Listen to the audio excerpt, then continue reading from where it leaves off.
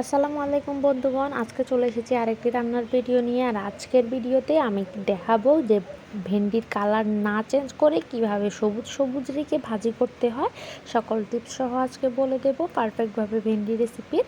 তো চলুন শুরু করা যাক। তো এই জন্য আমি একটি ফ্রাই প্যানের মধ্যে তেল নিয়ে নিয়েছি পরিমাণ মতো, আমি 1/4 কাপ নিয়েছি। তো এর মধ্যে আমি পেঁয়াজ কুচি দিয়ে দিব হাফ কাপ পরিমাণ। তো দেওয়ার পর আমি কিছুটা সফট হওয়া পর্যন্ত পেঁয়াজগুলোকে ভেজে নেব। কিছুক্ষণ নেড়ে চেড়ে আমি ভেজে নিচ্ছি। তো ভেজে নেওয়া হয়ে গেলে এবার আমি এখানে দিয়ে দিব আদা রসুন বাটা। তো আদা রসুন বাটা আমি এখানে দেড় চামচ পরিমাণ দিয়েছি। তো দেওয়ার পর আমি আরও কিছুক্ষণ নেড়ে চেড়ে মিশিয়ে নিব। তো কিছুক্ষণ মিশানো হয়ে গেলে এবার আমি এখানে দিয়ে দিব টমেটো। তো টমেটো আমি এখানে হাফ কাপের মতো দিয়েছি। টমেটো দিলে কিন্তু তরকারির কালারটাও ভালো আসে, খেতেও কিন্তু অনেক ভালো লাগে। আর দিয়ে দিব কাঁচামরিচ। আমি এখানে আজকের ভাজিতে কোনো লাল মরিচ ব্যবহার করব না, আমি এখানে কাঁচামরিচ দিয়েছি তাই বেশি করে।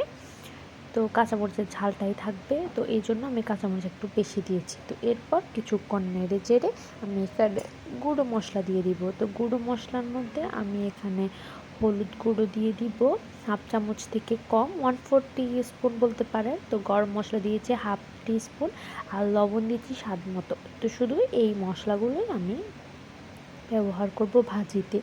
তো এরপর আমি এগুলোকে কিছুক্ষণ মশলার গন্ধ যাওয়া পর্যন্ত ভালো করে কষিয়ে নিব।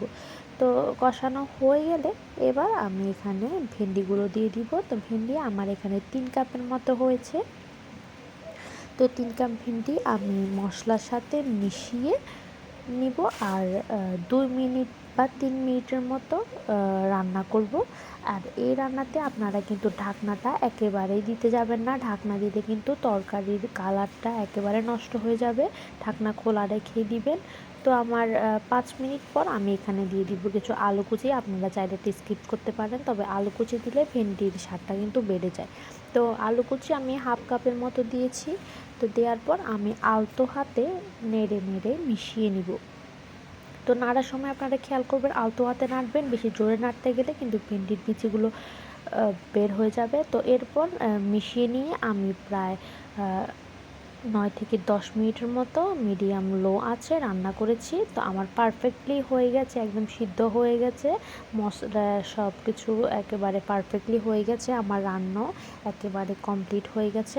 আমার এই রান্নাটা করতে 10 থেকে 11 মিনিটের মতো লেগেছে, যেহেতু ভাজি আর ভেন্ডি সিদ্ধ হতে কিন্তু বেশি টাইম লাগে না। তো আমার রান্না কিন্তু একেবারে কমপ্লিট।